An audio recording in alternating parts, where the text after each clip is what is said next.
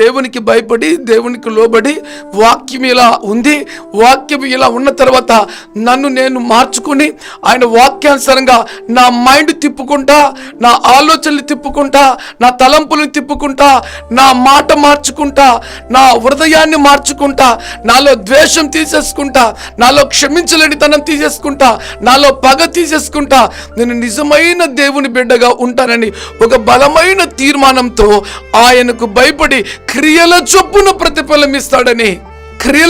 ప్రతిఫలమిస్తాడని నిన్ను నీవు ఈ వాగ్దానాన్ని గుర్తుపెట్టుకొని, ఒకటి, దేవుడు వాక్యానుసారంగా జీవిస్తే క్రియల చొప్పున ఘనమైన దీవెనలు.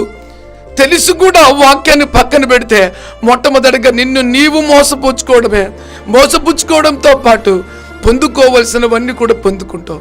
ఇది నీ జీవితంలో ఖచ్చితంగా జరిగి తీరుద్ది.